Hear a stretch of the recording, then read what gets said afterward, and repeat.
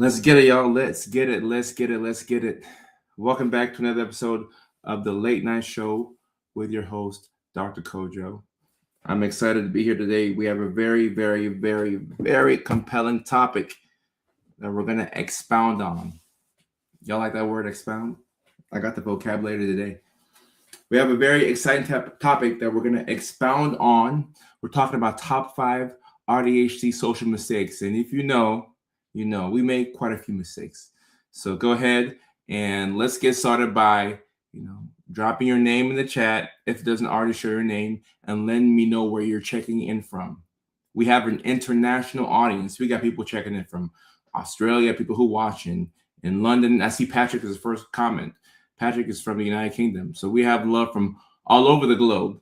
So go ahead and use the comment section to let me know where you are checking in from as we get started here tonight. Patrick from UK. We have Kim, my bad. We have Kim from Australia. Kim is one of our most loyal supporters and somebody that I'm looking forward to meeting whenever our tour makes it out to Australia. We got Delon checking in from Georgia, USA. Okay. Axie from America. Awesome. Shay from Seattle. Awesome. By the way, we are streaming on a couple of different platforms here tonight. We are streaming live on TikTok, Facebook, LinkedIn, both of my YouTube pages, Twitch, and drumroll, and on Kick. We just added Kick as a new platform that we are streaming on, and I'm excited to announce that we are expanding. So, round of applause to everybody who's on Kick. I don't know if y'all watch or stream anything on Kick, but we are now streaming on Kick as well. Okay, so that's pretty exciting. That's very exciting. Samantha from Minnesota. Kim, I can't wait. I can't wait to meet you. New York City in the house. Our moderator, Leilani. Lisa checking in from Fredericksburg, Texas. Ashley from Illinois. Michaela from New Zealand. Like I told you, we have an international audience. On TikTok, Joanna from Texas. Arlene from Ontario, Canada. Elizabeth from South Carolina. Boston, Massachusetts in the house. Texas, Tennessee, Florida. Haley from Oklahoma. Guys and girls are checking in from all over the globe. Stella checking in from Oklahoma. Don't judge me. There's nothing wrong with Oklahoma. There's no judging that's going to happen to you if you're from Oklahoma. There's nothing wrong. I appreciate your attention. Thank you for checking in from Oklahoma. Tulsa, Oklahoma. Shout out to my people from Tulsa, Oklahoma. Albuquerque, New Mexico. Tennessee, Florida. Speaking of Tennessee, well, actually, before we get to Tennessee, I just want to thank the great city of Houston. Before we get to talking about Nashville, I want to thank the great people of Houston, Texas. The big Neurodivergent Comedy World Tour kicked off officially 2 days ago on Sunday, and we had 2 amazing shows in Houston, Texas. I love Houston. Thank you so much for coming out. The first show was sold out, and the second show, people still came. The second show started at maybe 10:30. Like, we really started on Black people time, and people from all races came out, and I'm so grateful for it. I am so grateful for it. It was an amazing time in Texas. I had so much fun in Houston. We had so much fun in Houston. Not just me, but my entire team from California. We had so much fun in Houston, Texas. And I couldn't think of a better place to kick off the tour than Houston, Texas. So once again, a big shout out to my people in Texas. Thank you so much for coming out. And I'm so happy that we were able to kick off the tour in your city. Houston is a very special place. And y'all show that. Y'all came out and y'all were energetic. You gave us energy. Thank you so much for coming out. So a big shout out to Houston from the bottom of my heart. Thank you so much. Y'all were amazing. Y'all were amazing, Houston. So thank you so much for coming out. And speaking of the tour, the next city on our tour is Nashville, Tennessee, which happens to be my hometown. I grew up in Nashville, Tennessee, and now I get to come back. The big Neurodivergent Comedy World Tour. We're now moving We're taking this bus to Nashville, Tennessee. It's time to go to Middle Tennessee, Davidson County. I am glad to be coming back. We're going to have an amazing 2 shows in Nashville. And we're going to have 2 shows because the first one sold out. But we still have tickets to the second show. So for those of y'all who are in Nashville, Tennessee, there are still tickets to the second show. The second show will also sell out as well. And that means so much to me. I say thank you all the time, but I really want y'all to know that this means so much to me. I grew up in Nashville, Tennessee. My first American experiences were in Nashville, Tennessee. So to come back home to Davidson County and to have 2 sold out shows, it would mean the world to me. So I cannot wait. I cannot wait to get out to Nashville. Once again, that's May 31st, the Lab at Zanies. For more information on where you can get tickets, hit the link in the bio. This is on TikTok. This is on Facebook. This is on YouTube. Hit the link in the bio. Do not purchase the tickets off of the reseller websites like StubHub and SeatGeek. I think you can get tickets to my show off of those sites, but you can get the best possible price using the link in my bio. So once again, that's May 31st. We're coming out to Nashville, and I can't wait for it. I cannot wait for it. And tonight, like I said, we're talking about top 5 AuDHD social mistakes, and we have a great topic. We have a lot of things that I want to talk about, and it's going to be a good live stream. It's going to be a great live stream. I would love to come to Minnesota. I would love to come to Minnesota. It's a little cold out there. It's a little cold out there, but I'd like to come to the Minnesotas and the Michigans. We should probably be coming out there in the summertime or early fall, because it gets pretty cold out there in the winter. Pretty cold. And I ain't no fan of cold, but I can brave it. I can brave it. Mallory from Fullerton, California. Mallory, I'm doing great. I'm doing great. I'm doing great. We have M checking in from Miami. Another person checking in from Florida. What's your Facebook page? My Facebook page is the same as TikTok. Well, actually, on Facebook, it's Kojo Sarfo. That could be confusing to some people because on all platforms it's Dr. Kojo Sarfo. Facebook is just Kojo Sarfo. Okay, so just Kojo Sarfo on Facebook. We have a growing community on Facebook. About a month ago, we hit 2 million followers on Facebook. So my people on Facebook, I appreciate y'all.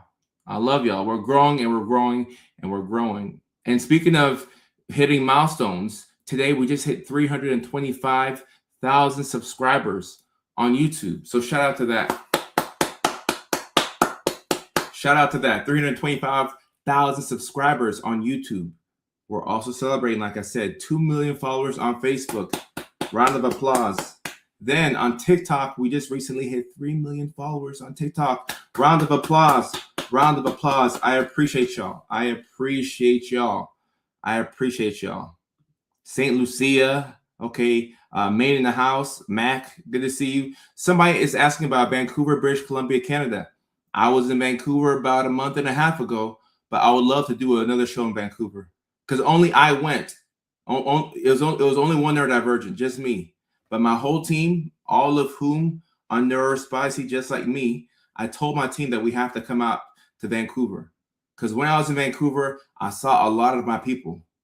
There's a lot of neurodivergents who are hanging out in Vancouver. I saw y'all because, you know, with neurospicies, we have this sixth sense. Like we can tell who else is also neurospicy. So when I was in the streets in Vancouver, just going, checking out your city, I could tell that there's a lot of neurospicies in Vancouver. Probably in all of British Columbia, but especially in Vancouver. So I would love to come back to Vancouver. Yes, yes, yes. I would love to come back to Vancouver.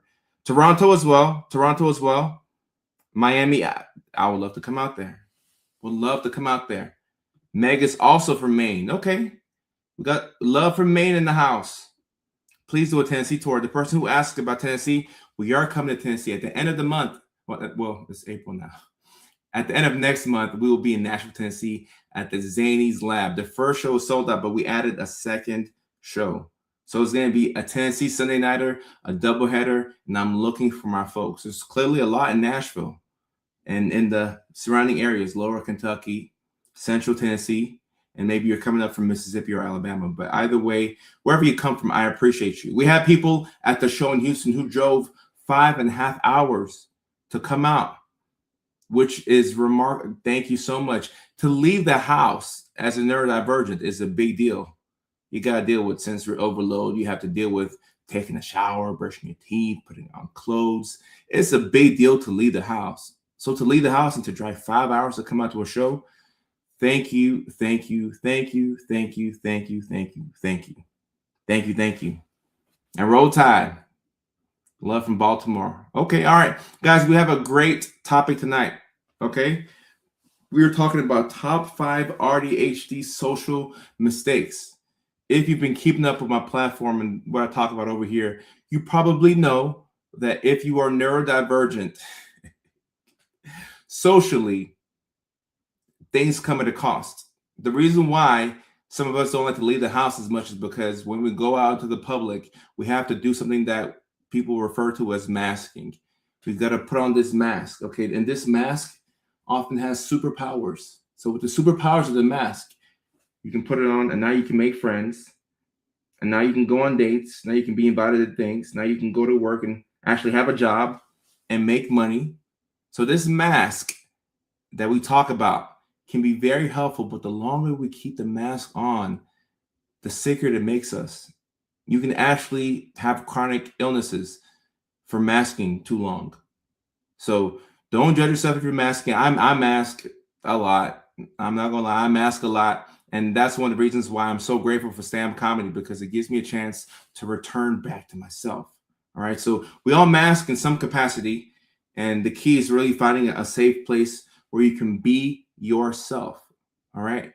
But when we go out to public and when we use this mask, there are still some things that we don't do all the way correctly. And I've compiled a list of my top 5 AuDHD social mistakes. And that's what we're going to talk about tonight. That's what we're going to talk about tonight. And Carrie says, I'm not a player. I just mask a lot. Carrie, I like that. I love that.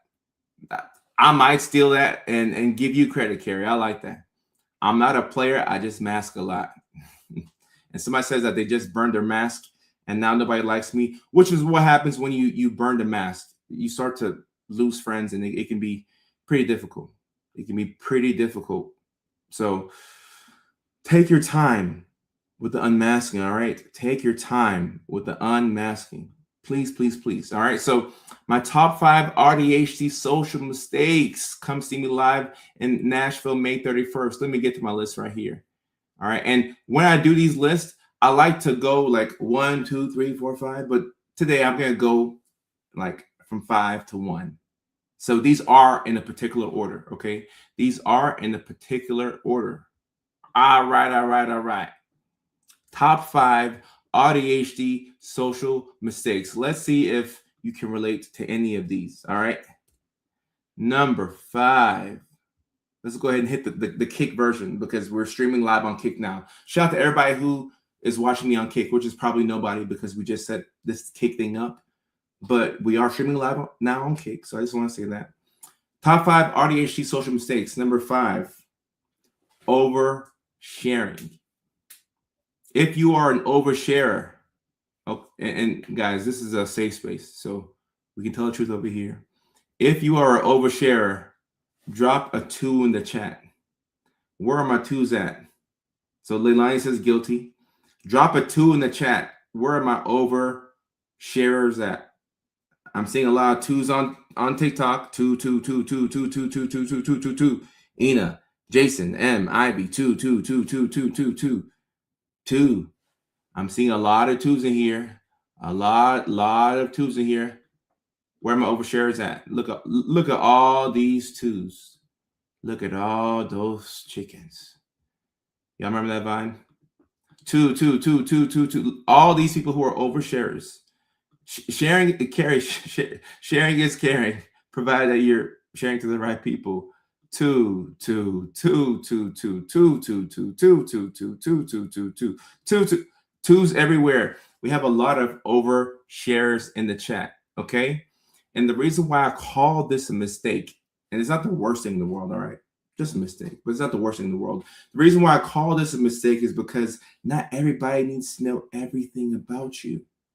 if you're in a safe space and it's you and your people, okay, if it's you and your people, you and your neurodivergence, or you and your family, or you and close friends, yes, now is the time to talk about yourself. Hey, I'm going through this is happening, so on and so forth.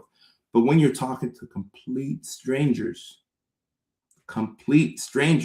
it may not be the best place to put out information about yourself. All right. Unfortunately, we live in a world where not everybody has our best interests at heart. That's just how things are. We live in a world where this happens. Okay. So, because of this, we have to be careful with the information that we share about ourselves.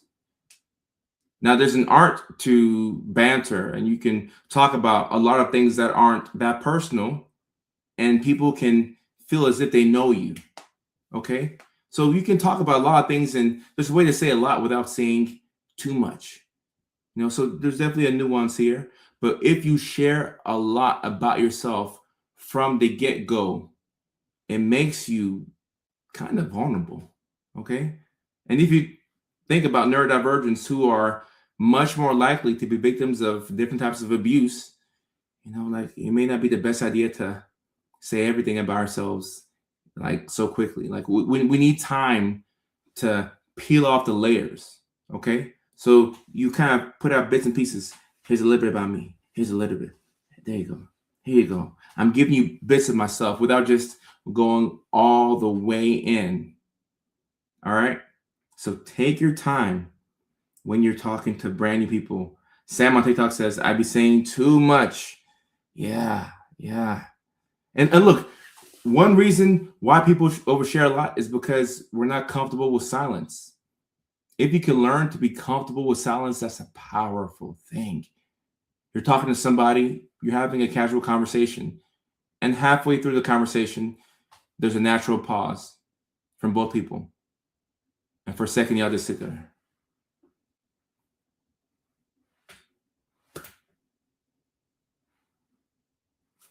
And nobody saying anything. And you can't think of what to say next. And your brain's freaking out like, I have to add some words in here. I have to say something.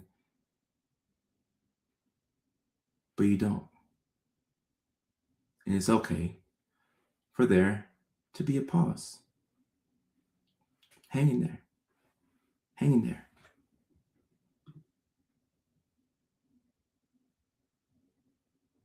You see I'm not talking?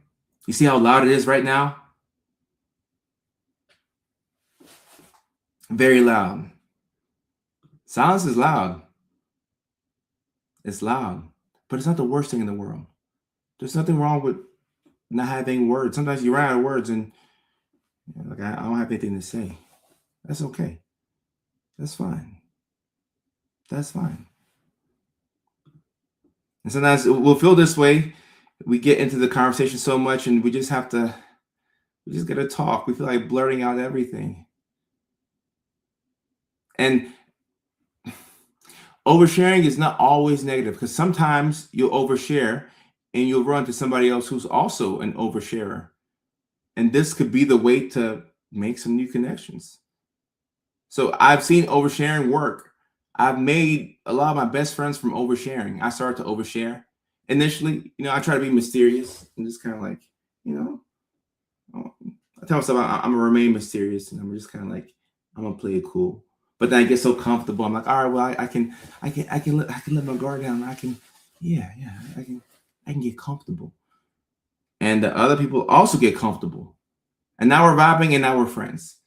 So a lot of our best connections have come from oversharing, which makes it hard for us to quit the oversharing, because you think that, I met Roberto and I met Frankie at the gym on the same day and we're all oversharing. So I'm going to overshare again at the next gym that I go to. Well, they may not be as cool as Rob and Frankie, so like we make good connections from oversharing.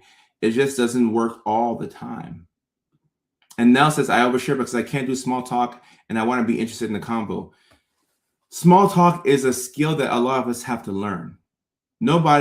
Actually, I guess some people like talking about the weather. I have a neurodivergent brain. I'm neurospicy, so I don't know how things are done. Like, I don't know what the normal way of doing things are, but some people, I would assume, like talking about the weather. Some people like talking about the mundane things they did over the weekend, and then other people like us want to know about your deepest, darkest secrets, like off the rip. Like, tell me what happened to you at 12 right now. Tell me exactly what you've been going through, even though I don't know who you are. Tell me everything. Tell me everything. I want to know everything. Yeah, a lot of us hate small talk. I don't like small talk. It makes me want to pull my hair out. The little hair that I have, well, it's growing a little bit. It's getting there. But small talk makes me want to. Yeah, it physically. Yeah, Tiffany, I don't like it. I don't. Like, whenever I'm in the middle of an environment where there's a lot of small talk going on, I feel like I could just leave. Like, somebody could be talking to me and I could just, like, I don't do it because that's rude, but I feel like I could just leave. It's like Tiffany's talking to me about the weather and I just get up and I just leave. I just get up and go to my car. That's what I feel like doing. I don't do that, but like, I feel like, man, this is a waste of time. Like, why are you even talking to me right now? It physically hurts. And Gigi is right. Gigi on TikTok says small talk feels inauthentic. Jordan on TikTok says I need topics with substance. And Matthew says networking events are torture. Oh, Matthew. Oh my goodness, Matthew. Matthew on TikTok, I feel that networking events are torture. I think we struggle with networking events because we make connections authentically. So what do you mean I'm going to a networking event? Like, what do you mean I have to look for people who have a leg up in certain industries and become your friend so that way you can put me on and then I can put you, like, how about I put you on if I like you? Like, I don't like networking events. I don't like it. I don't like it. Oh my goodness. Who said that again? Mickey Fakey. Tough. And somebody says, what is it like dating someone with autism? Well, if you ask me at this point, I don't know, because all the girls I date are autistic. It's like I only date autistic women, so I don't know what it's like to date the others now. Yes, John, you can do that with a link to the current stream. Yes. Look at this new graphic that we have about Kick. Can y'all see it? Nah, you probably can't see it too good. Anyways, it's on my Instagram story. But yeah, the others. Oh, yeah, and networking is, yeah, I hate networking. And Samantha says, I've walked away from a phone call because I couldn't handle it. Love from LinkedIn. Josette, how are you? And guys, we are streaming on LinkedIn as well. People don't know, but you can watch live streams on LinkedIn. So if you're the professional kind, we got live streams for LinkedIn. And somebody says, do you think that we'll have a solution for autism? I don't think we need to solve autism. There's no solution for autism. There's just education you can give everybody else so that way they can understand that other people communicate differently. You have autism and ADHD. Okay. Autism and ADHD. This is all I date. Autistic and ADHD. Probably because that's me myself. Lindsay Hill, how are you? Dr. Lindsay Hill, how are you? My LinkedIn should be my actual name. Yeah, this is Kojo Sarfo. It's my actual LinkedIn. I need to check my LinkedIn more. I have somebody running it for me. Is this too many things to keep up with? It's too many things. So oversharing. Top 5 AuDHD social mistakes. And Matthew says, I've decided I just need to date someone whose stimming syncs with mine. Matthew, yeah. We're vibing right now. We're definitely in sync. Yeah, I've stopped dating neurotypical girls, and not intentionally. I guess I just want to stem with whoever I'm dating. Lindsay, thank you so much. The next show is in Nashville, Tennessee, May 31st. The next show is in Nashville, Tennessee, May 31st. First show is sold out, but we have a second show. So it's looking like we're gonna have 2 sold out shows in Nashville, and I'm excited for it. It's so weird to see the LinkedIn comments here. Like I keep forgetting that we're streaming on LinkedIn. I'm doing good. I'm doing good. I'm here. I'm vibing with my audience, and we're having a great time. Xander says I'm from Tennessee. Well, Xander, I'll be in your state May 31st at the Zanies Lab. Tickets are still available. I would love to see y'all there. All right, y'all. Number 4, top 5 AuDHD social mistakes.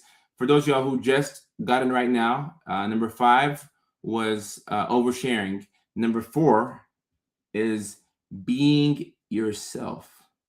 Okay, this is a funny one. Being yourself. I laughed while I was coming up with this list because I just made a video about this. I just posted a video right now on TikTok talking about being yourself. This is a social mistake that some of us make. How old were you when you realized that just be yourself is bad advice? People say, "Oh, just be yourself. Just be yourself."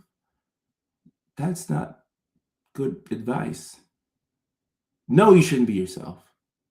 I mean, be yourself as much as you can be yourself when you're in a safe space, when you're around people that you know and like, and yeah. But for the most part, you don't want to be yourself. Like Kim says, you be yourself, you can get made fun of. Yeah, Samantha, this is why I learned that, not in the early age, but as of late, that just dating neurospicy makes things easier. And speaking of being yourself, I think one of the reasons why and not to say that I'm sure I could date one of those normal girls at some point, I'm sure.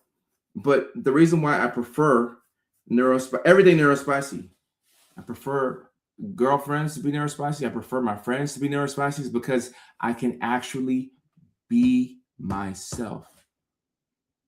So you have to learn how to compartmentalize and delineate between what's a safe space and what's not safe space. Because if you're yourself in all spaces, that is a social mistake. You're not supposed to be yourself at all times. You're not supposed to be you're going to scare people. You're going to creep people out. You're going to turn people off. You could lose your job. Okay. And nobody will tell you that. They'll say, "Oh, just be yourself." No, that's bad advice. That's awful advice. That's awful advice. Can't just be myself. Bella G saying, 8 tips for starting comedy stand-up. Find an open mic and be yourself.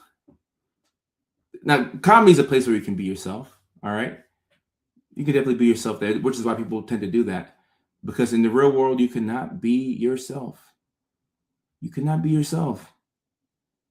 It sucks. You can't be yourself.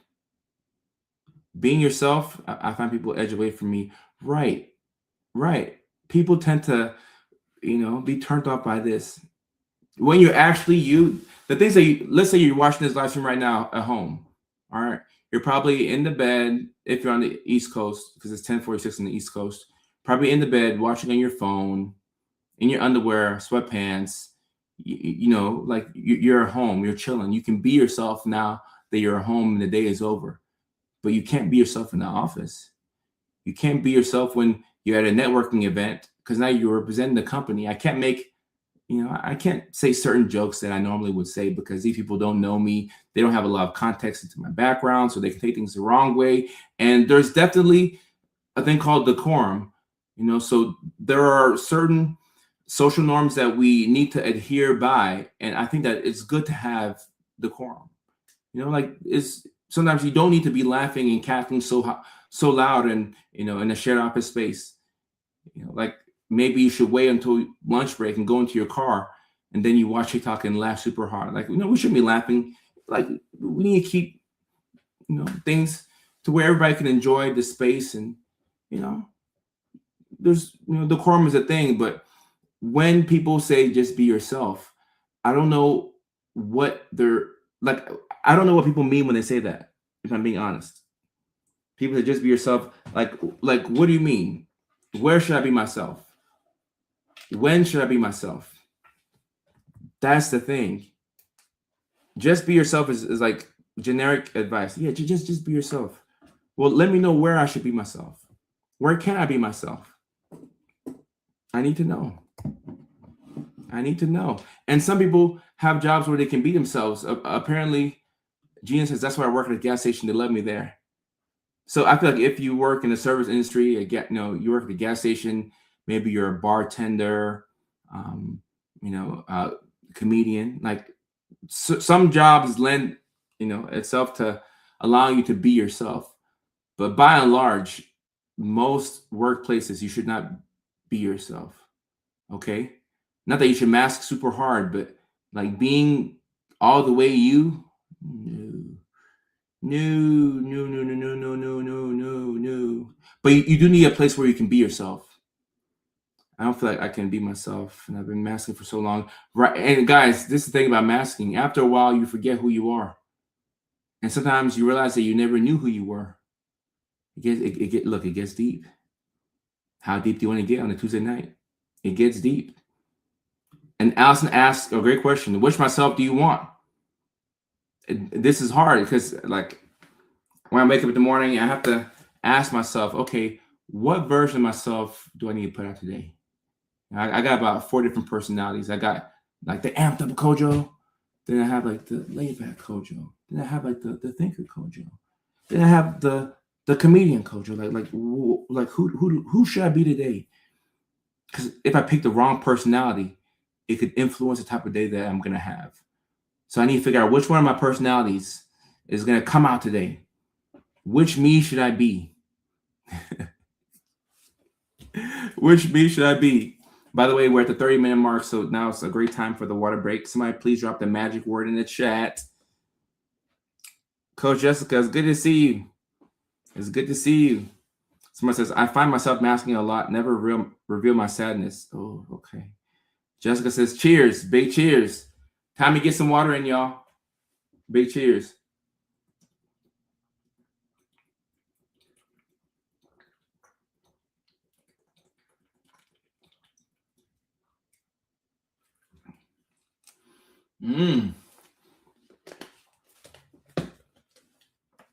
It's my whole social today. Clearly, I'm dehydrated. My kids are both neurodivergent, and I have to tell you, I can all be myself with them, and vice versa. It's a fun household. No, so look, like Gina's household is probably like a lot of ours. Parents neurodivergent, whether they know it or not. Kids neurodivergent, whether they know it or not. And if this is the case, when you're home, right, and you're with your other neurospicy people, your family members, your friends, you can be yourself. You can be yourself at home. Yes, this is where you can be yourself. But if you have a hard time drawing a line in the sand and knowing that when we're home, we're like this, but then when we go out in public, we have to be like a contrived version of ourselves, it can be tough. It can be tough. Lawrence says, I masked so hard until I had no idea I was in the spectrum until my burnout occurred last year. Right. And guys, once again, this is the game that we have to play, right? Knowing when should I be myself and when should I mask? Because if you lean too hard in either direction, you have an issue. You lean too hard with the masking. All right, I've been masking so much. Now I don't know who I am. I've been masking so much now. I'm starting to get sick. And you come back to over here where you're being yourself as much as you can in every single environment. Now you could be unemployable. You could not have as many friends. So, either extreme is not the best. You want to find a middle ground, if this is yourself and this is masking, you want to find a middle ground that's a bit closer to yourself. So the goal is to be a bit closer to yourself. All right. I don't think you can unmask 1,000% and be like 100% you at all times, but you want to be closer to yourself. You want to be at least close enough to yourself to where you know who you are as best as you can. As best as you can. It's some of us are 40, 50, 60, and we don't know who we are. So don't judge yourself, regardless of wherever you are on your unmasking journey. Don't judge yourself, because some of us are just now starting to learn who we are. It takes time. It takes time to get to know who you are. It takes time. Luckily, this is a neurospicy space where all of us, even though we come from different backgrounds and we're in different countries and different cities and states and provinces, we are here because the majority of us are neurospicy. So this is a space where you can really be yourself. Lisa asked a good question here, if we're truly a minority. In my world, we are a majority because the majority of my friends are all neurospicy. But I think that out in the real world, like I'm not seeing a lot of neurospicy people. And if they're out there, they're doing a really good job of hiding and or masking, because like you forget that people have to mask as well. So, that they can do their thing.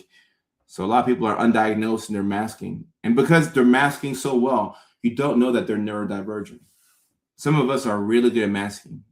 Like if you can get a grade for masking, a lot of us would be 95, 96, A plus, A plus, A plus, 99, 98, 97, a couple of 80s, a couple of 75s and 88s and 92s. But a lot of people are really good at masking.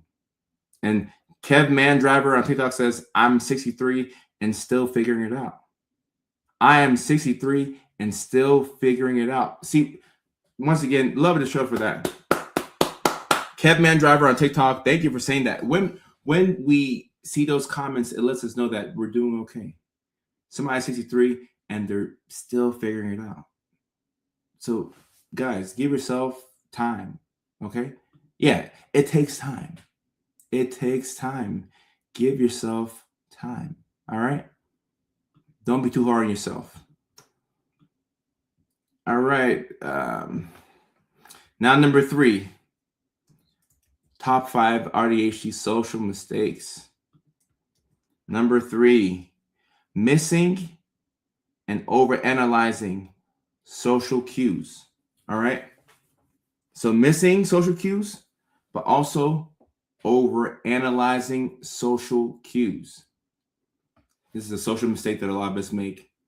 And sometimes it can be embarrassing. When you go to a friend's house and y'all have been hanging out for hours, you're having a great time. And, the friend that's the host gets up and they're like, what are y'all about to get into? What are y'all going to do? Like, what are y'all up to tonight?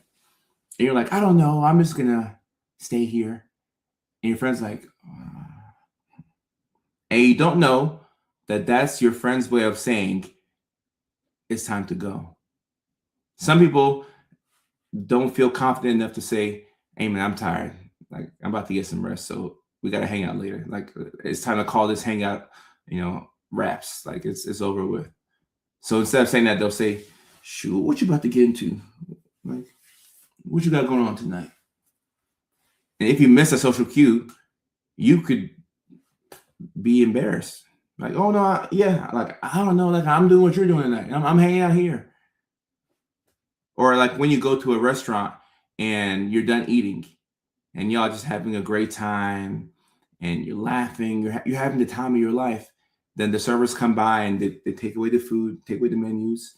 They probably took the menus already, but they take away the food and then, they clean up everything and they're like, do y'all need anything else? Like, do y'all need any, can we help you out at all? And you're like, no, we're good.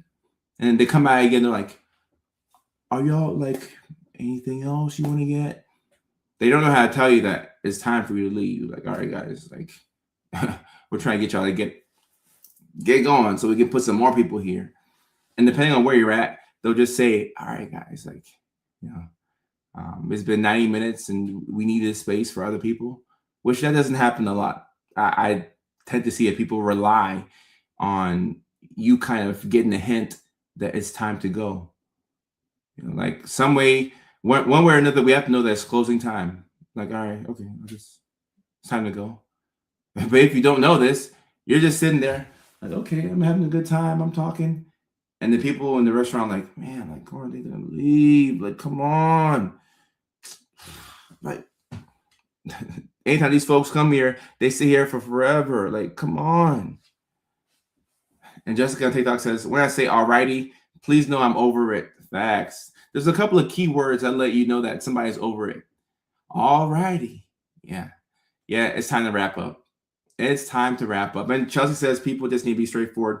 Chelsea, this would be better if people were straightforward. People aren't straightforward, but I wish that it was this way. I wish people would say things like, hey, we need you to leave the restaurant. It's been time, and we're trying to clean this place, and we want to bring some more folks in. Just let me know. Or folks to say, hey, I'm tired, and like I'm gonna need you to go home so I can get ready for tomorrow. Like it's already 7:00. Or for people to say, hey, like we've been hanging out. It's been 4 dates, and like I thought this was going somewhere, but I don't feel like there's that vibe here. I don't think we have enough chemistry, so this is not gonna work. I like to just be friends, or whatever, but there's no romantic anything here. People don't say that. People just ghost you, and they hope you get the hint. Or people will cancel dates and like, oh, like my grandma, my cat. No, just say like, hey, I don't want to hang out. But being straightforward is something that a lot of people are allergic to. And at the same time, to give that other side grace, in the past, when people have been straightforward, probably them, it's been met with a lot of resistance, or the reaction that they got made them not want to be straightforward. Maybe they were talking to somebody else who was neurotypical, and they were being straightforward to neurotypical.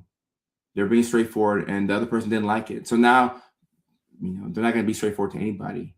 But for us as a community, as neurospices, I find that we do appreciate it when people are straightforward.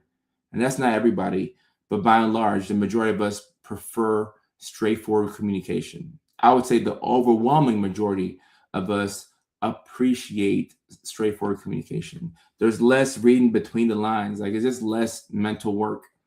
We already have to do most things manually that most people can do automatically.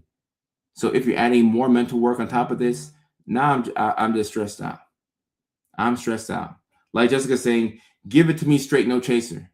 Just give it to me straight. Just give it to me straight. And this is a big reason why, Jason, look, I agree with you. I agree. Being straightforward is never a bad thing. And I agree with T's World right here. I love being around older folks. And I'm saying older, not old. All right. Older, not old. But I like being around older folks because they speak their mind, they get to the point, and they don't mind offending you. And you have to be a person who doesn't mind offending other people to be straightforward. Because when you're straightforward, you run the risk of offending people. I would rather you be straightforward with me, and potentially I could be upset or offended, but I still want you to be straightforward with me. I don't want to go through the mental runaround. It's just too much. Too much. Too much. And Cynthia says, I'm starting a non-ghosting vegan community and dating site soon. Non-ghosting vegan community and dating site soon. Okay. All right. Non-ghosting. I'm not sure how we would prevent ghosting, but shout out to you. You gotta give it a shot. Stephanie, how are you? Good to see you. Stephanie on TikTok, one of the OG TikTok supporters. It's been a while. It's good to see you. Top 5 AuDHD social mistakes. Number two. And for those of y'all at home, to recap, number 5 was oversharing. Number 4 is being yourself. I laugh whenever I see that. Number 3 is missing and overanalyzing social cues. And number 2 here is interrupting people. All right. And what I found is that a lot of us hate being interrupted, but for some reason, we still interrupt people every now and then. Isn't that funny how that works? You hate when people interrupt you, but you have to, put tape over your mouth to prevent yourself from doing the same. And Stephanie, I'm good. Life is good. I'm grateful. I'm just grateful to have the support of my community. We're still doing our thing, Stephanie. We're still doing our thing. Interrupting people. Some of us are like Paige. Says, I am so freaking bad at this. Interrupting people. How do you stop yourself from interrupting people? How do you stop this? Oh, the best tips that I've ever received is looking at somebody's mouth to see when they're done talking, which can be a bit creepy because if somebody's talking and you're looking at their lips, it's like, why are you looking at my lips? Like, are you trying to freak me, or like what's going on? Like, why are you looking at my lips? So this is kind of weird to look at somebody's lips. But if every now and then you glance at the person's lips and you just kind of like track it to see when they're done talking, that can prevent you from interrupting people. And at the least, you can think about how you feel when you're interrupted, and that could make things better. But the issue is the fact that we know what people are going to say, and they're probably just taking too long to get to the point. So you want to just interject and give them the words that they're going to eventually find and make everything better for everybody. That's how you see it when you interrupt people. But when other people interrupt you, they're cutting you off, right? They are cutting you off. They're cutting you off. And everybody struggles with this, like Jessica saying, she doesn't struggle with the interrupting people thing, but a lot of people do struggle with it. And I have figured out this is one of the biggest reasons why a lot of us will do this. And this is one of the reasons why I interrupted folks, because I thought that I was going to forget what I wanted to say. Like, you ever have a good point and it escapes you, and then you remember it again. You're like, all right, I know what I need to say, but like I need to say it now, or else I'm going to forget it. Like, I need to say this point now because I'm going to forget it because I just forgot it and it came back to me. So like now I have it, but I won't have it in like 30 seconds. I do it 9 times out of 10 because I can't wait to say what I'm thinking, or it'll go completely out of mind. Right. Our intentions are not bad. Our intentions are not bad. And Taylor on TikTok is saying, therapist here, so hard not to interrupt. And she's a therapist. So a lot of us struggle with having to prevent ourselves from interrupting. You really do feel like it's now or never. Never, like I said that funny. I said never. That was hella Southern. Now or never. I don't know if they cut me off, but some people, and some people do talk slow. Some people do talk slow. And I find that we like fast talkers. When people talk slow, you're like,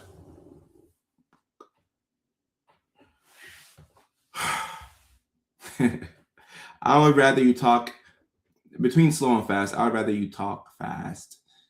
Like, I'd rather, you talk so fast that I have to ask you what you said than to talk slow. And I'm like, why are you taking so long? I mean, I don't say that physically, but like in my mind, I'm like, why are you taking so long? Interrupting is very much uncontrollable for me, and I truly feel so bad when I do it. It's my number one barrier in relationships in my work life. Well, thank you for being upfront and honest. And this can definitely impact relationships. It really can, because the person can feel, whether it's like your partner or your friend, they can feel like you don't value what they have to say. Because every time they're talking, you cut them off. Every time they're talking, you cut them off. And you just don't want to forget what you were going to say. You don't have bad intent, but it feels like that. It feels like that. I speed up all videos. Yeah, a lot of us watch videos on 2x speed. I'm no different. I definitely do that. I definitely do that. And someone on TikTok says, have you ever told a story that became 15 connected stories and then thought, how did they follow? I have. And sometimes I realize that people forget, or people zone out and then they zone back in. Because that's what happens when I'm talking to somebody who is, circumstantial in the thought process or very loquacious, especially when somebody talks slow. I'll be talking to somebody and they can, they could be on a rant, and I can zone out the conversation and go deep into the spaces of my brain. And I'll come back 30 seconds later and I'm like, okay. Oh, okay. And I feel like the conversation didn't even move that much. I'm like, oh, okay. Like, I zoned out, but I don't think I missed too much. I zoned out, but I don't think I missed too much. I feel like I probably got the whole story. I feel like I zoned back in at the perfect time. I was at the register of the store. Lady was talking. I saw something I wanted and immediately walked away. Sometimes we do give it away, and it's never intentional. But sometimes we give it away that we're not paying attention and that we're in a different universe. We're in a completely different universe. Like the universe that you're in and the one that I'm in, like is not the same. Like I'm somewhere else. I'm somewhere else. And someone on TikTok says, I've learned that they purposely talk slow. They're taking up space on purpose. And I do think that some people do that. Not everybody, but some people will talk slow as like a power thing. Like I am talking very slow right now. And because I'm talking slow, you have no choice but to listen to me. Especially if they're in a position of power, like a teacher or just somebody that you kind of have to listen to, like a boss. It's like if they're talking slow, like you can't check out of it. So it's like, dang it, like, all right, fine. I have to listen to you because like you're the boss. So fine, I'll listen to you. Andrea says, if I ever say no kidding during a convo, I stopped listening 5 minutes ago. There are certain words that give away the fact that somebody hasn't been listening. Whenever I'm talking to somebody and they go, right. You're not listening to me. Anytime somebody says, right. I say, oh, all right, okay. That's my sign. You're not listening to a single thing I'm saying. I'm gonna wrap it up quickly. I'm a wrap, or you're not interested in what I'm saying. Fine, because my words are valuable. You know, like when I hear right multiple times, it kind of does hurt my feelings. It's like right. All right, cool. You don't want to hear me talk? That's fine. Yeah, I got my car keys. I'm tired anyway. I'm going home. I am tired anyway. Like I'm gone. You're telling me right, and it's really when you say right. I could forgive the first right, but the second one is like nah. Okay, that's fine. Yeah, you're not right. Exactly, Leilani, you're not listening to me. You're not listening to me. And Jessica's saying if I say I'm beginning to check out. Yeah, right. What are some other words that let people know that? No kidding. Or if somebody is just like trying to agree with you on everything, I'm like, yeah, like you're trying to tell me to shut up, but you don't have the guts to tell me to shut up. So you go, right. Oh. Like if I get that too many times, okay, all right, cool. You're not listening to me, and that's fine because I'm out of here. And Jessica says, I will literally say you're not listening. I don't know if I'd say that. I get the point that I'm like, all right, cool, I got it, cool. Attention is gone. It's good. It's Gucci. I'm fine. All right, that's number 2. Now number 1. Breaking social rules that nobody explained. Top 5 AuDHD social mistakes. Breaking social rules that nobody explained. All right. And this can be things like being too honest, taking things literally, asking too many clarifying questions. But either way, you are irritating or bothering somebody. And more than likely, they won't tell you. You have to put 2 and 2 together and pray that it equals 4. But they won't tell you that you were too honest, because sometimes you can get in trouble for telling the truth. All right. And sometimes you can take things literally and things can go completely over your head. Sometimes you can ask too many clarifying questions and it can make it seem like you're being defiant. And nobody likes to be checked. Like, I don't think anybody is like, oh, yeah, like I like it when people check me. Nobody likes that. But if you are in an attempt to understand something, asking multiple questions, it can make it seem as if you're being disrespectful. Because I told you what I needed, but you keep asking me all these questions. Like, I told you what I needed, but why are you asking me all these questions? Too many questions. And it makes the other person tune out. And like the last thing that they want to do is hear you talk. And Paige is saying, I always ask so many questions. I usually apologize for it, but I need black and white instructions.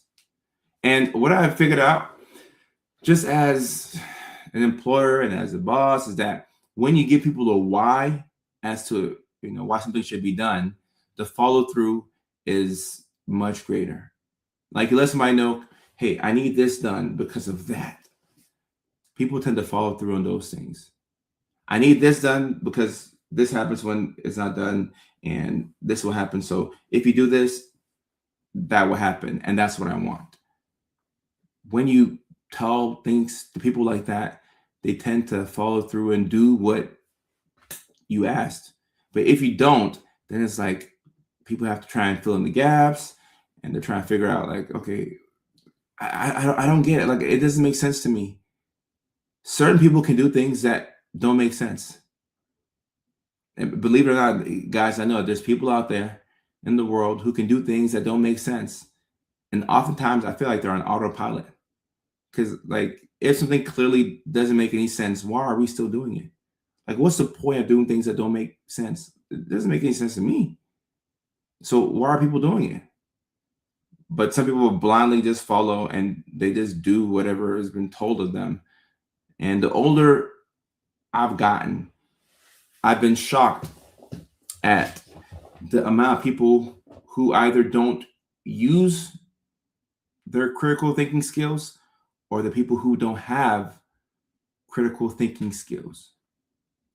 All right. And I'm not trying to, talk down somebody or say that people aren't intelligent, but there's a lot of people who are not utilizing. I think that's the nicest way I can say it. A lot of folks are not utilizing their critical thinking skills. That part of your brain where you can critically think and think for yourself, a lot of folks don't do that. And I think as neurodivergents, I'm not saying every neurodivergent critically thinks, but it kind of, the neurodivergent brain lends itself to you critically thinking things because you have a divergent way of viewing the world.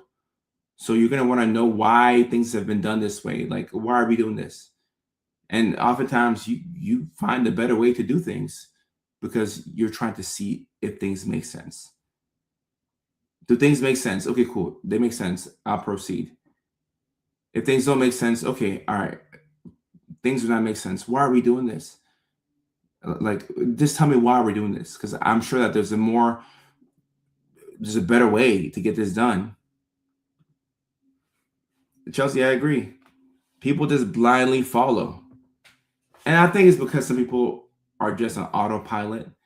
And any one of us could find ourselves in that autopilot mode where it's like, yeah, whatever. Like, well, yeah, whatever. It's whatever. I do whatever. And I'll be whatever. Yeah, sure.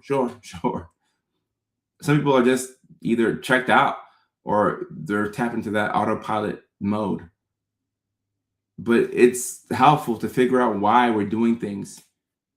And I think all of us should, at least 4 times a year, probably more than that, but at least 4 times a year, we should all just take a step back.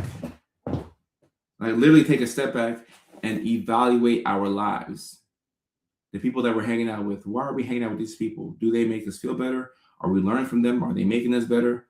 The people that we're dating, are we both growing in this relationship or are we being stagnant? And I'm not saying that it's time to break up, but it just helps you assess things and figure out how can we both get better. Your performance at work. Am I giving the best that I can give at work? Am I not being the best that I could be at work? How is this impacting the rest of my life? Am I showing up for friends the way that I want them to show up for me? It's very difficult to observe your life. It's really hard because if you do so, you'll figure out some things about yourself that you probably don't like. And it'll force you to make some changes. And if you make changes, it's going to require a lot of pain. And pain is difficult. We would rather just stay the same than to have to make painful changes. But if you can just take a step back and observe your life and go through the pain of realizing that certain things in your life shouldn't be in there and certain things that we should be doing, we're not doing those things. If we can find our truth, things will be better for us. Because for us as neurodivergent individuals, it's very easy to look at other things and say, that doesn't make sense. And now people are upset at you for that. because you figured out that this thing, it doesn't make any sense. So I'm not going to do this. It makes no sense. This is double work. So that same brain that you're using to critically think and process things, if you can apply that for yourself, it could be a game changer. It could be a game changer. Alice is saying, I don't understand why I can't say certain things, like my leg hurts. I'm not complaining. I'm just telling the fact. People say I'm being negative. I don't see it that way. This is a good example. If you say my leg hurts, this could be you thinking out loud. To the lay person, that's, oh, Allison is a complainer. And Patrick, 1 hour mark, I appreciate you. But to the lay person, Allison is a complainer. We're not going to hang out with Allison because anytime we're hanging around Allison, her leg is always hurting. And she may just have said it one time, but she's just saying, in fact, my leg hurts, which is very different from, man, my leg hurts. Allison, what's up? My leg hurts. Those are two very different things. One is stating an observation, another is complaining. But like I said, to the layperson, they look like they're both the same. I need the why and go. I like to do things with a purpose. Right. We get a lot of dopamine from accomplishing, even though we keep, making the bar higher and higher and higher. Why do we do that? Why do we do that? And John, yeah, it's easier to help others than it is to help yourself. Finding out the flaws in other people is very easy because we're not living their lives. So we can see things from an analytical perspective. It's not emotional to us because it's not our life. But helping yourself is very difficult. You have to remove the emotion and be as rational as possible and ask yourself, hey, we get fried 3 out of the 5 days of the week. Is that helpful? We stay up 4 out of the 5 days of the week. Is that helpful?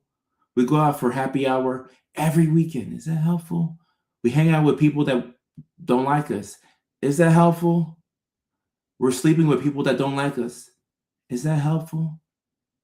And if you're doing these things, it's helpful to ask yourself, why? The same way as a neurodivergent, you ask why to other people, you got to ask yourself why. Because if the issue is, for example, I keep sleeping with people that don't like me, instead of just leaving it at that observation, you can take it a step further. Okay, literally take out a pen and a paper and write it down and try and answer as if it's a question. Why? Why do I keep sleeping with people that don't like me? Then you answer your question. I keep sleeping with people that don't like me because I'm bored, I'm tired, I'm lonely, I'm horny. I'm upset over the last one. I smoke every night after work. Why do I smoke every night after work? I'm bored.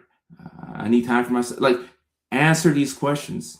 If you can hold up the mirror to yourselves, because the critical thinking comes naturally to us as neurodivergents. We're always looking for things to make sense. So if we can apply it to our lives, then now we can make things make sense for ourselves. And then we can have a breakthrough. Somebody on TikTok asks, why do I feel depressed after taking Adderall? That's a great question to ask. Why do I feel depressed after taking Adderall? Then you answer it. I feel depressed after taking Adderall because XYZ. And then whatever you answer, like whatever you say after that, you then take that back to your psychiatrist and say, hey, I've noticed I feel depressed after taking Adderall because of 1 and 2 and 3. You take it back to your psychiatrist, then they make a change, they make a move, and now you're feeling a lot better. You see what I'm saying?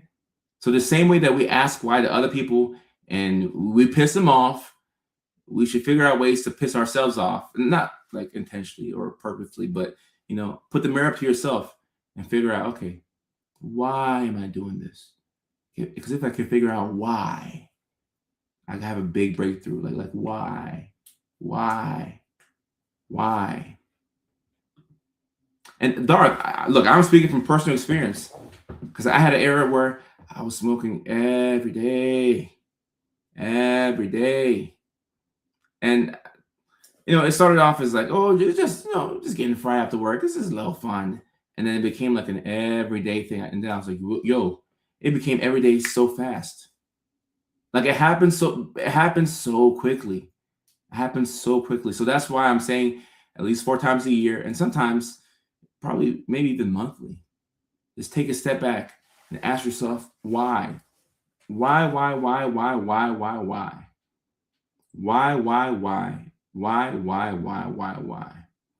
Someone says that's why I don't take meds because they control me. It makes me not feel alive.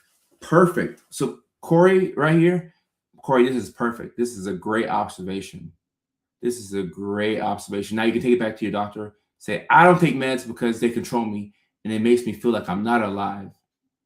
And as somebody myself who prescribes medications, I know that we have a lot of medications.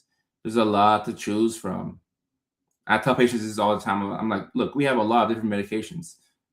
Like, I feel like as a prescriber, I feel like a basketball player that has a deep bag of tricks. I can beat you in many different ways. I can hit a 3-pointer. I can step back 2-pointer. I can lay up. I can like. I'm a very talented basketball player as a prescriber. So if your meds don't make you feel good, guess what? We have a lot of other meds we can use. If you don't want to do meds at all, okay, we can use therapy. There's a million different ways to make somebody feel better. But you have to know why. Why?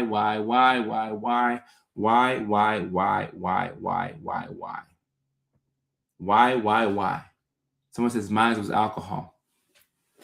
Once you know this, you can make the adjustments. I smoked a concentrate because I have too many things in my mind, which is one of the reasons why I was doing this too, because I had too many thoughts. And slowing down my brain, it gave me a chance to have 3 or 4 thoughts at once, which was very refreshing for me because I was used to having 20 thoughts at minimum. So you want to ask yourself why? Why? All right, and maybe we'll go to the Q&A section now. Somebody's asking on TikTok, my question, dating someone with ADHD, how hard is it to adapt for me? So somebody's asking about dating with ADHD. So the overwhelming majority of people who have ADHD, their partners say that their ADHD negatively affects their relationship.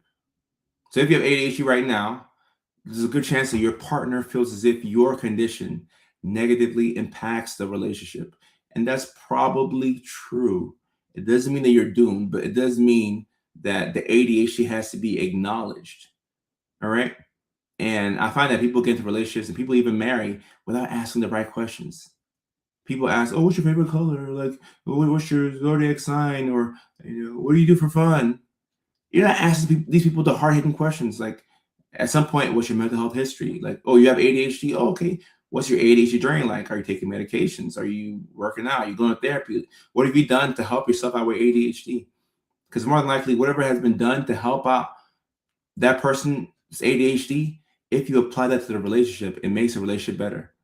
So, for example, if you have ADHD and you interrupt people all the time, and you notice that it makes people upset, being mindful of that can be a big game changer. 1 second, y'all. Hey, Mom, how are you? Hey, I'm good. Okay. I'm in a live stream right now. I can call you back. Are you at work? Okay. All right. I'll call you back. All right. All right. Bye. Love you.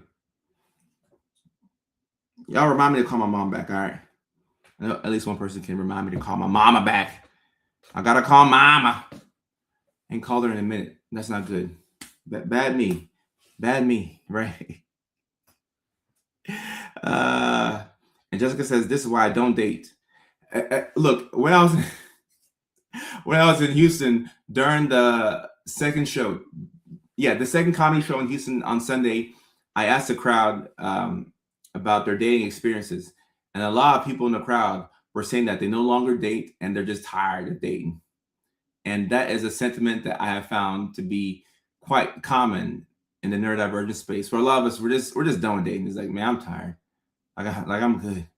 Like I can entertain myself. I don't need nobody. Oh, Ashley, I appreciate that. Just remind me. And Divergent on TikTok says, my ex broke up with me when I got my autism diagnosis. Said he needed someone normal. Oh, heck no. Who did that? Oh, heck no. Your ex broke up with you when you got your autism diagnosis? Said he needed someone normal? Oh, heck no. Guess what? He'll circle back around to you. Well, actually, we don't want that. He said he's done. It's all good. You find somebody who will appreciate you for who you are. Maybe somebody who's also neurospicy, honestly. Maybe somebody else who can also relate. That sucks. And Sam's backup is saying 0 dating in my life too. Wow. Wow. Rachel saying 4 years single. Hey, look, that's one thing about autistic folks. They don't need a partner. Of course, you would want love on the spectrum, but don't tell an autistic person, "Oh, I don't need you no more. Like I'm gone. Like we're not gonna miss you." It's like, all right, cool, all right, well, that's fine, cool. I can do that all by myself. I can entertain my like autistic folks can be alone for shockingly long periods of time and be fine and not need anybody. 4 years single. A lot of people, Andrea found their soulmate when they stopped traditional dating. Yeah, 2 years single. Look, guys, I was shocked in Houston. I asked the crowd, I'm like, hey, are we dating? People like, no. Are y'all looking for partners? No. I was like, I should be surprised. Single 12 years. Single 12 years. 3 years single. Guys, look at that. No Mickey Ficky, no shucking. 4 years single and super happy. I actually believe all of this. Single and happy. I believe this. I believe this. 6 years single. Tired of the drama. DJ said he's tired of the drama. Y'all have fed up. Y'all have made DJ so fed up. He said he's 6 years single. He's tired of the drama. I prefer peace. Why is it so hard today as neurodivergent? Look, I am still figuring out the answer to that question. I am still figuring out the answer to that question. It's hard for us. I don't think it's easy for anybody, but it's hard for us because we're still on a journey to understand ourselves. At the same time, we're trying to figure out how to, have love and connection and affection, and a relationship is a job in a sense. So when brushing your teeth and showering feels like a chore, aka a job, taking care of somebody else it can be a lot. It can be a lot. And also somebody who may not be as independent as you, because a lot of us can entertain ourselves, but it's the other person. Like, are you able to entertain? Can you entertain yourself while I entertain myself? And we just share the space, like the parallel play. Like I'm gonna be here. Like I've always mentioned that that's my dream. Like I'm here. I'm on my live stream because I love live streaming. Baby girl, you can be in the living room playing Minecraft or like whatever, but like I'm here. I like to live stream. Let me live stream twice a week, Tuesdays and Thursdays, 6 p.m. California time. I like doing this. I like playing video games some nights. Can you entertain yourself as well while I entertain myself? Because it's not hard for me to entertain myself, but can you entertain yourself? No, this is exactly, this is what we need. This is what we need. Ooh, Danielle, yo, 53 years single, 10 years. Wow.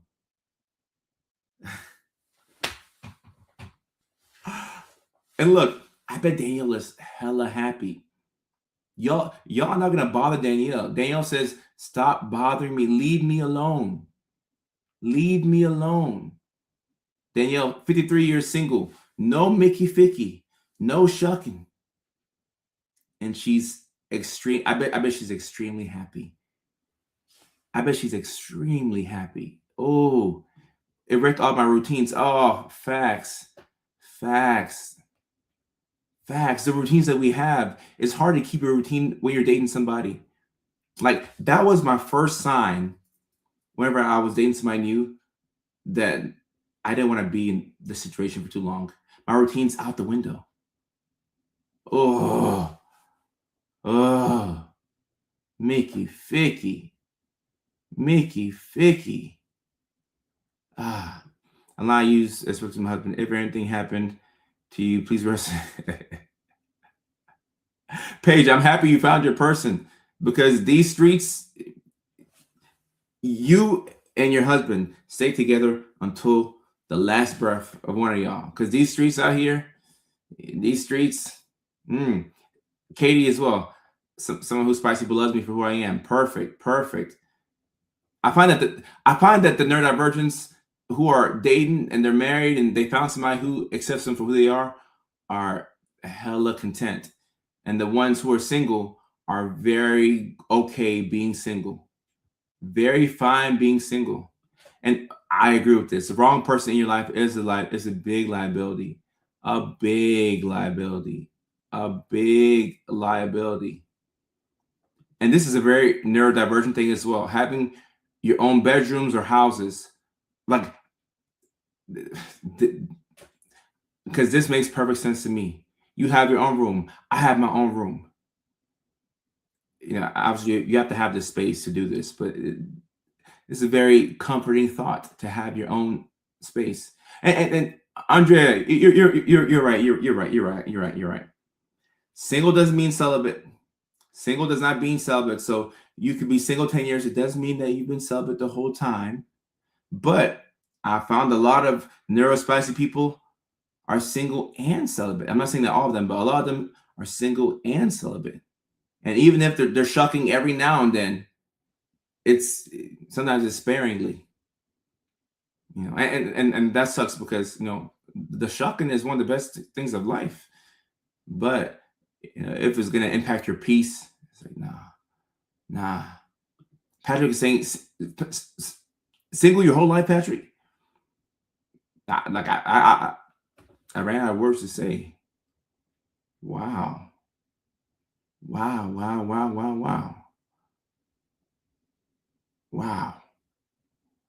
What's your love language? Parallel play. I agree. This is one of the best love languages of all time. Parallel play. My mom never knew she was neurodivergent, but she got divorced when I was 13 and hasn't dated in the past 33 years, and she is happy as a clam. I'm not sure what happy as a clam means, but I'm assuming that means you're pretty happy. I've never met a clam before. I've never even seen a clam. We don't use this term in the Black community, but I think that this is a good thing, right? Happy as a clam, right? I think that's a good thing. I think that's a good thing. Happy as a clam. Wow. When I was single, there was no shucking. Okay, so here's one. Amber says when she was single, there was no shucking. And Samantha said, I need a connection to be there. Yeah, so, even if you are shucking, it's like,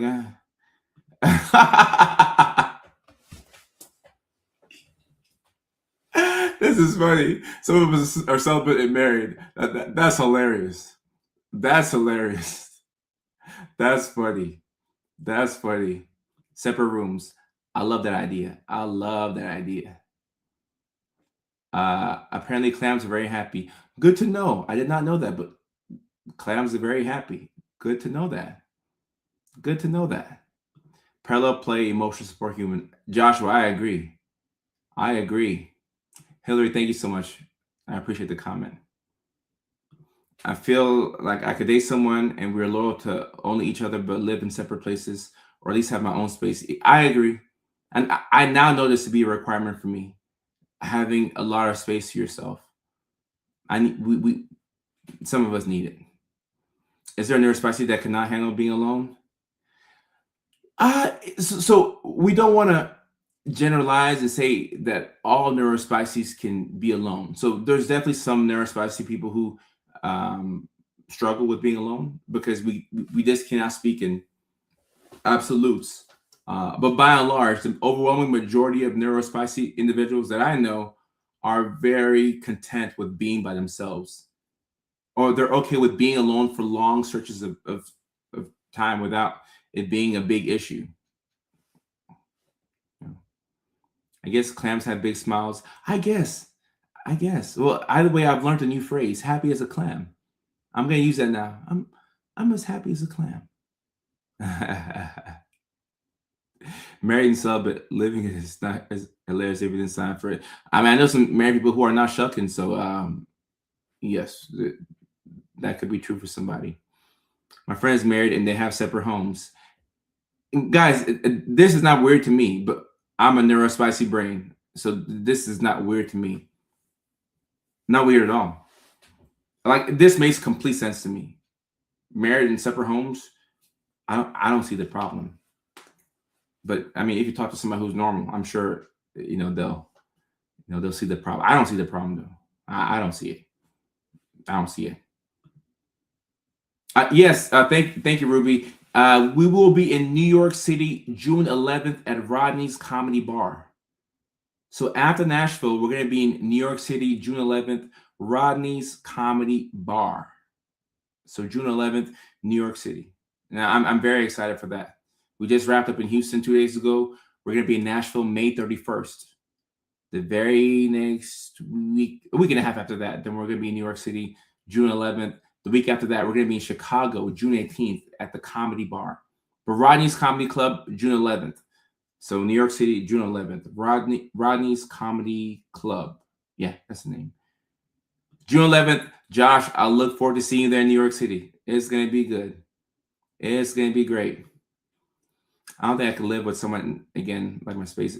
And Samantha, I get this. I get this. Once again, if y'all talk to normal people, they'll probably give you some pushback, but I get this. I get this. Struggling to live with somebody ever again, this makes sense to me. But once again, I'm not normal, okay? So I'm not normal. Houston treated me well. I loved Houston. I love Houston. Speaking of Seattle, we will be coming to Seattle July 16th. So I'm waiting for the link. Tacoma, to be specific. I know that's not Seattle exactly, but Seattle, Tacoma will be coming to your neck of the woods July 16th. And I'll put up that link and information as soon as we get it. So July 16th, if you are in the Seattle, Tacoma area, just mark that date on your calendar. Mark it. Oh, looking forward to seeing you in Nashville. The Nashville show is going to be so good. It's going to be so good. Taylor, I cannot wait. I cannot wait. New York, June 11th. New York, June 11th. June 11th. Maybe we are the normal ones. Potentially. And Ashley, yes, Tacoma is July 16th. Tickets should be like $30 or $35. It should be that. I'm waiting for the link and the official heads up from my team. Ashley says, I haven't shucked in 16 years. Oh, wow. Wow. 16 years is a long time for not shucking. But as much as I love shucking is not better than peace. I'm so grateful that my frontal lobe has developed. Thank you, Lord, for a functioning brain and a frontal lobe that is actually working. Because when I was younger, in my 20s, when my frontal lobe was not developed, I would prioritize shucking over peace. Now peace far outweighs almost everything in my life, including shucking. Oh my, peace is so good. Peace is so good. Allison says, we have separate bedrooms. I'm AuDHD, he's autistic. This makes so much sense. It makes so much sense to me. Your mustache is perfectly lined. I appreciate that. Yeah, I had to get a haircut. I had to get it right for the Houston show. I would love to come to New Hampshire and Canada.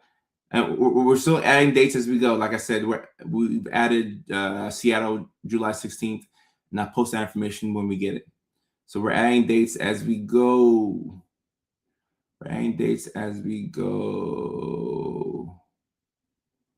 And yeah, maybe we are the normal ones. Perhaps we are the normal ones. Yeah, July 16th, Tacoma. That's correct. July 16th, Tacoma.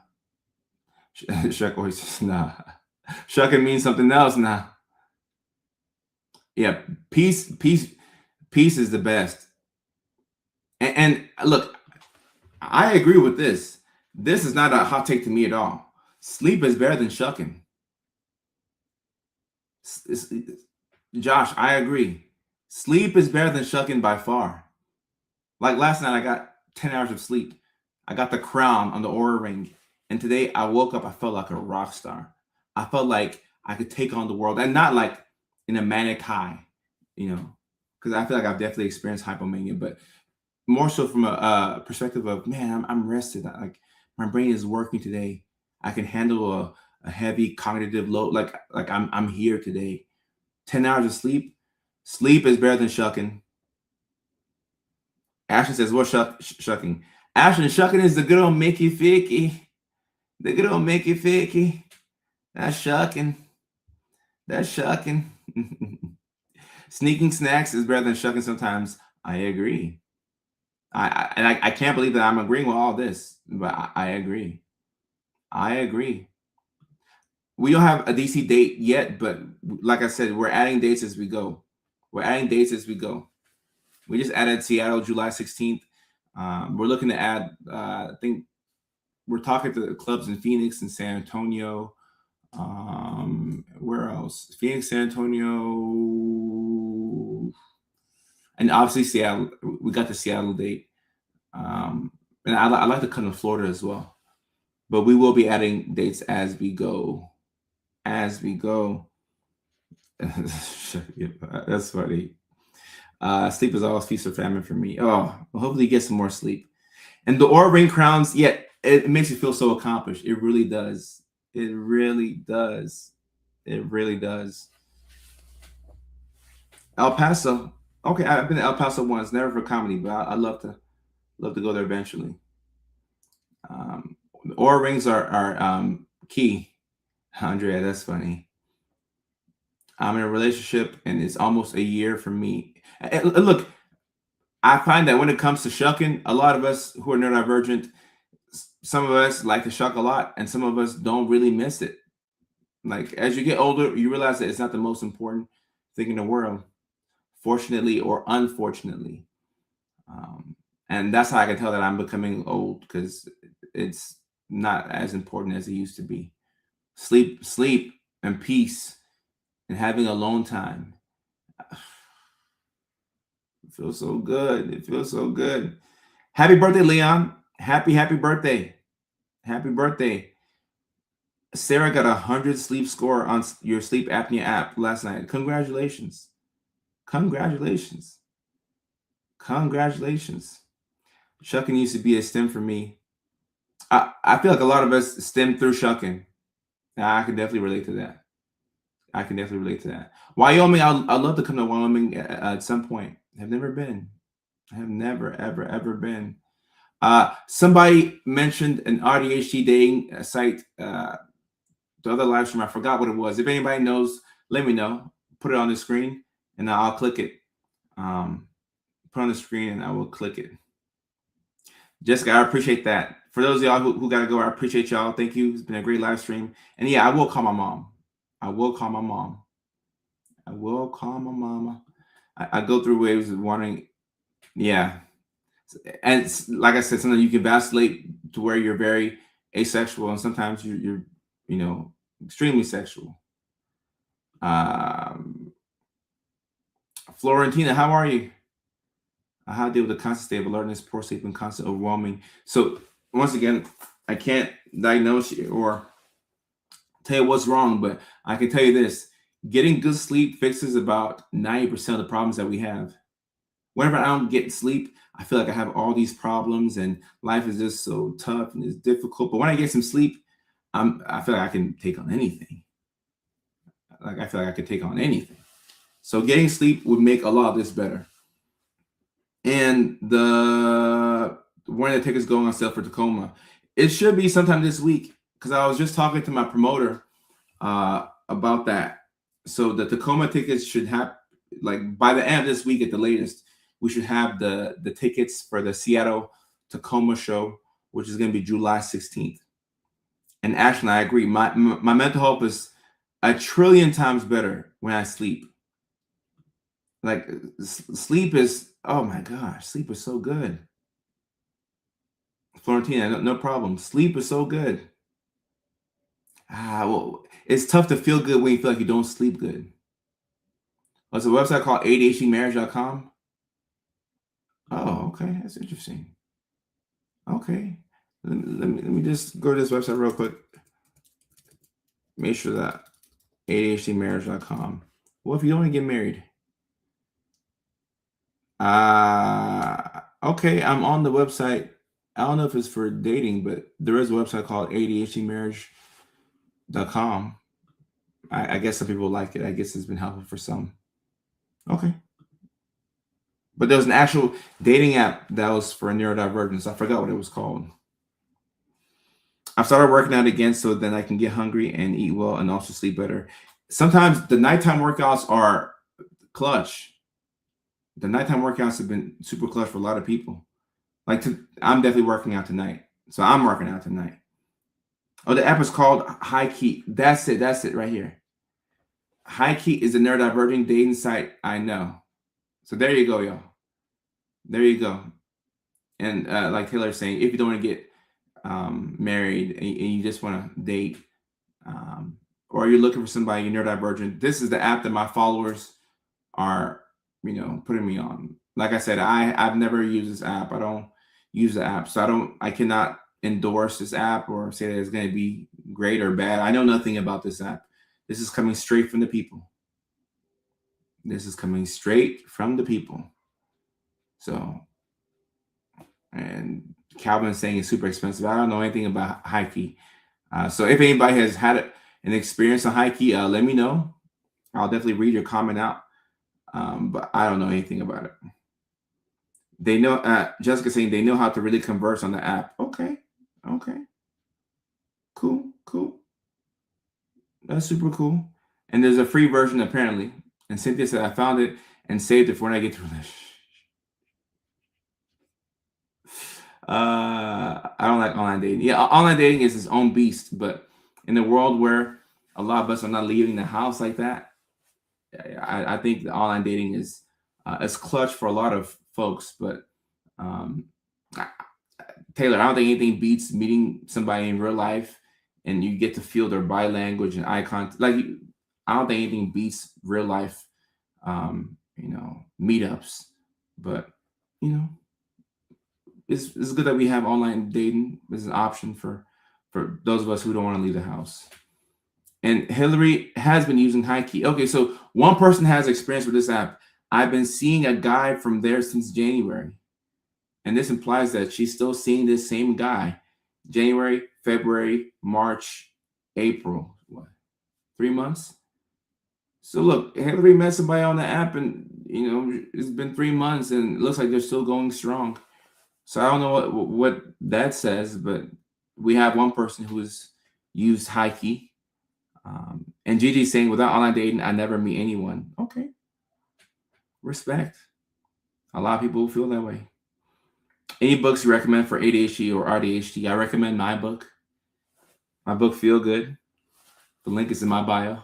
So that's one book that I recommend.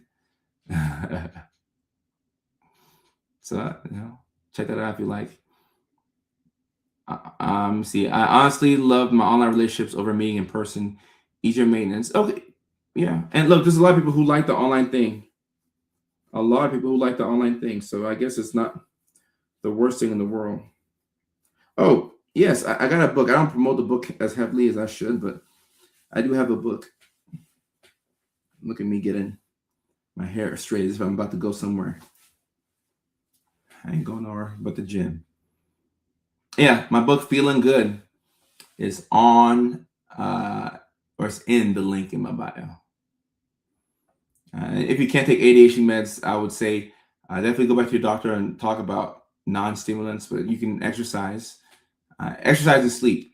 Those are two things that every ADHDer should look into. Exercise and sleep. We do coaching, but right now we pause on the coaching because the comedy tour is underway. So we pause on this because the comedy tour is underway. So my team and I, we've shifted. We're all in comedy mode. Make sure that the tour goes great. We kicked off 2 days ago in Houston, Texas, and we will be heading to Nashville, Tennessee May 31st. New York City, June 11th. Chicago, June 18th. So we've switched our attention to that. And my book, you can also get the audiobook version as well. I read the audiobook in my voice. So it should sound like this. It should sound like this. Sam's back up. Hopefully we come to Louisiana at some point. But for teens with ADHD, once again, like exercise and sleep. And it's hard for teens to get sleep nowadays. It's real hard. You have so many things that are taking your attention away. But getting sleep.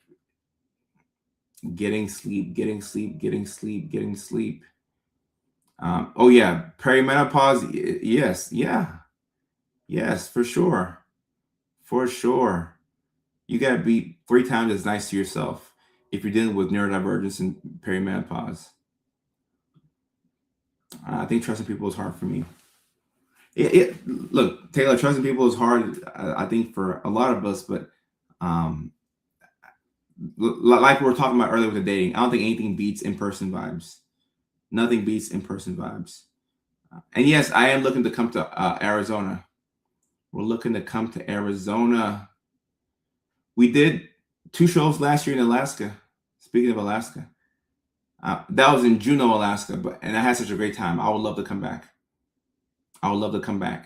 And you should have the ability to increase the speed on the audiobook. So if you want to hear me, but you want to hear it in like 1.5x speed, that should be an option. Feeling good. The link is in my bio. Feeling Good, a mental health workbook by Dr. Kojo Sarfo. Feeling good. I would love to come to Anchorage, Alaska. I've heard great things about Anchorage. I've heard amazing things about Anchorage. I would love to come. I've been a few times. We're just flying through Anchorage. The Ted Stevens Airport in Anchorage. Flown through many times, but I've never been. I've heard good things about the city. So I think y'all like to laugh. And there's a lot of neurodivergence in Anchorage. So I think I can find my people over there. I'm pretty sure I can find my folks in Anchorage. So I'd love to come there. Like actually be in the city and not just at the airport. Yes, I did a show in Vancouver almost 2 months ago. And I'd love to come back. Not just Vancouver, but also different parts in Canada. You find humans are inconsistent because humans are flawed. So whether you meet people in real life or whether you meet people online, like we're all flawed. Yes, Feeling Good, the audiobook. Appreciate you, Mark. Thank you. Okay, so my neurodivergents are in Anchorage, Alaska. All right, I gotta come out there. I gotta come out there.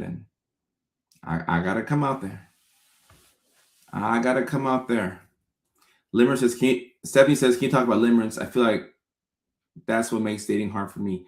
Yeah, limerence is something that a lot of us, struggle with, where we feel like we can't have crushes. The crushes get too intense, and you become so enthralled with a person. It feels like an involuntary obsession with a person. And if you struggle with limerence, and I've definitely struggled with it, I would recommend that you give yourself rules. I just met somebody and I'm rocking with them and I like them a lot. Cool. But I will not hang out with them more than once a week or twice a week. And if you struggle with limerence, I say no more than 1 hangout per week. 2 at the max. Maybe that should be for all neurospices. No more than 2 hangouts a week. I'll give you 1, but no, not 3 times a week, because you're going to become too obsessed with them. 1, maybe 2 is the max. I can give you a Wednesday night and maybe a Saturday evening, but no more than that. Like, take your time. Taylor, let me know what you think about the book. We have 5 weeks until Nashville. Tell you what is today's date? The 28th. Let me see. 1, 2, 3, 4. 4.5 weeks until the show in Nashville. And time flies. The Houston show came quickly. So 4.5 weeks until the show in Nashville. So that's enough time to read. Yeah, that's more than enough time to read the book. But that show will come by really fast. Really fast. Really fast. And I cannot wait for it. Nashville, Tennessee. I cannot wait for it. I just love Tennessee. I love Nashville. I love the South. I love the South. I can't wait. I cannot wait. I cannot wait. I did one date every 2 weeks for 3 months, but it still flopped. It's not too bad. Not too bad. Not too. And look, it doesn't guarantee any success. It just kind of prevents you from becoming obsessed with a person, not hanging out with them more than twice a week. So that's my rule. Like, keep it like that. No more than 1 to 2 times a week. Okay. No more than 1 to 2 times a week. No more than 1 to 2 times a week. Jasmine, I love Nashville too. Oh, your friend's brother was drafted by Titans. Who is he? Congrats to him. And Echo, thank you. Houston was amazing. I love Houston. I love Houston. I love Houston. And after we get this special shot and we wrap up on a special, we do it all over again. And when we do it all over again, I would love to come back to Houston. I would love to come back to Houston. I would love to come back to Houston. Carmona. Okay. Drafted in the 5th round. He's our rookie offensive guard. Also played a little bit of tackle too in college. Fernando Carmona, our 5th round pick. Okay, congrats to your friend's brother. Congrats to Fernando Carmona. We are looking forward to having him in Tennessee for the Titans. Hillary, I appreciate that. And I do think that my people are everywhere. And I won't forget DC. I won't forget DC. And Taylor, if you're driving from Illinois to Nashville, thank you. Thank you. Somebody drove 5.5 hours to the show in Houston. So for those of y'all who are driving long distances to come out to the show, thank you so much. Thank you. Yeah, no more than twice a week. No more than twice a week. All right. What's wrong with becoming obsessed with them if they're obsessed with you? All right. You can still have a mutual love bomb that could be a problem. Okay. It could be a problem because if both of y'all are so obsessed with each other that you're missing obvious red flags that can come to bite you after the fact. But there are some people who like they go fast and it works. All right. So this it works sometimes. It works sometimes. Okay, awesome. Kansas City, Kansas. No dates in Kansas City, but I would love to come there eventually. I've been to Kansas City, Missouri before, and I enjoyed it.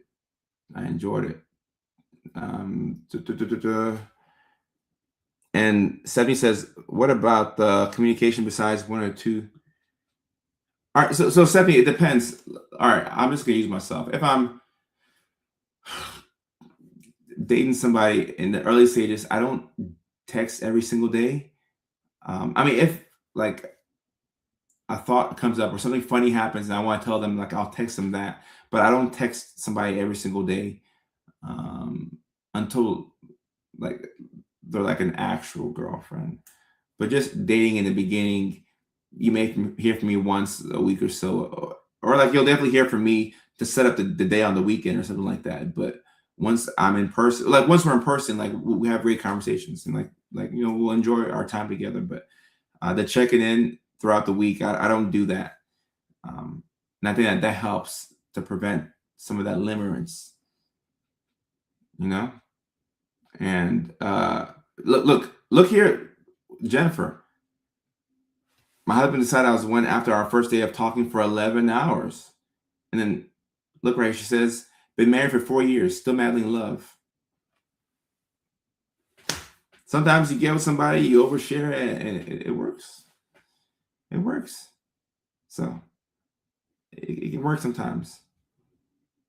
I do think that it's a neurospicy thing to go fast and to, yeah. Yep. Have you visited a city that you felt was culturally neurodivergent, autistic? Juneau, Alaska. Juneau, Alaska. I felt it was very neurodivergent and very autistic. And once again, this is the only capital in the United States that you cannot get to by road. You cannot get to Juneau, Alaska by driving. There's no way to get to this city unless you fly there or you get there by boat. So you either go on an Alaskan cruise and you go there on a cruise ship, or you get there by a ferry, or you have to fly into the city. But you cannot drive into Juneau, Alaska. It's the only United States capital that's like that. So when you're landlocked, for lack of a better term, you learn to find things to entertain yourself. So it's a very interesting city, a very neurodivergent city, in my opinion, but it's a great place. I have nothing but wonderful things to say about Juneau, Alaska. A wonderful place. A wonderful place. Wonderful place. Well, Cynthia, that's how some people are. I don't do check-ins all the time in the beginning. I take my time. I've never been to Hawaii, so I'm not sure. But Hawaii, the thing about Honolulu, Hawaii is that you can drive from other cities into Honolulu, Hawaii. You cannot drive, even if you live in Alaska, like Anchorage, Alaska, you cannot drive to Juneau. There's no way to drive to Juneau from any other city in Alaska. That's pretty crazy. That's pretty crazy. And Cynthia says, if a man doesn't show interest and text me every day, I am out. Okay, all right, Cynthia. And I'm sure that there are guys who text every day and show interest. So, definitely, keep your head up. There's guys out there who do that. So this is about finding somebody who does do that. Someone says on TikTok, if they just flat out stop texting you back and turn off red receipts right after a big step, what does that mean? To me, that means that they are uncomfortable with something and they no longer want to progress with things, and they're having a hard time saying what they're feeling. So that could be the beginning of a ghost. Yeah, it could be the beginning of a ghost, unfortunately.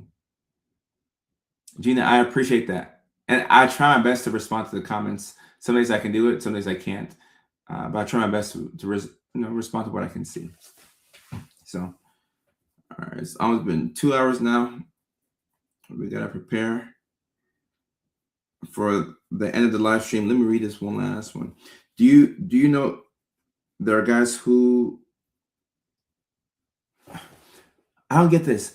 Do you know there are guys who you would want who don't text every day? Oh, this is, I see what you're saying. Ghost and schema, I'm not sure. If you like people to text you every day, you can find them. If you don't want people to text you every day, you can find them. It's just kind of hard to find exactly what you're looking for, but it's possible. I appreciate y'all. Yeah, I gotta call my mom. Gotta call my mom. So let me call my mom. But once again, Chicago, June 18th. Yes, I'm in Chicago, June 18th. Link is in the bio. I'm in Chicago, June 18th. And shout out to my community. They keep reminding me, call mama, hydrate, call mama. So guess what? I'm gonna call mama. I'm gonna do that. All right. And I want to end the live stream the same way that I started it, by thanking the great city of Houston, Texas. Thank you, Houston, for the support that you showed me this past weekend. I'm so happy that y'all came out to the All Jokes Aside Comedy Club. Y'all came out, and half of me was like, oh no, are they going to show up? Like, oh, they don't come. Y'all came out. We had 2 amazing shows. Thank you so much for coming out. Thank you so much for coming out. I appreciate y'all. Great way to kick off the tour. My friends and I enjoyed your city, and we will never forget Sunday night. And now we are moving on to Nashville, Tennessee. Once again, that's Nashville, Tennessee, May 31st at the Zany's Lab. First show sold out. Tickets are still available for the second show. So Nashville, Tennessee, would love to see y'all come out and show out and support. After that, we will be in New York City, June 11th at Rodney's Comedy Club. The following week after that, we will be in Chicago, Illinois at the Comedy Bar. That's June 18th. So those are the dates that we have right now. The next month after that is going to be July, and we will be coming to Seattle, Tacoma area, July 16th. For more information on that, just give me a week because we'll add that information to the link in the bio. But right now, the link in the bio will reflect the tickets for Nashville, May 31st, New York City, June 11th, Chicago, June 18th. 3 dates, and we'll add the 4th by the end of the week. So once again, thank you so much, y'all. Thank you for your support. I love y'all. I appreciate y'all. Let me see. Thursday night live stream. I'm out of town Thursday. I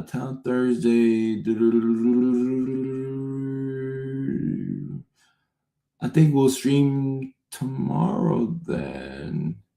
Actually, let me figure this out before we end this live stream real quick. Look at my schedule. What today is? Today is the 28th. Tomorrow is the 29th.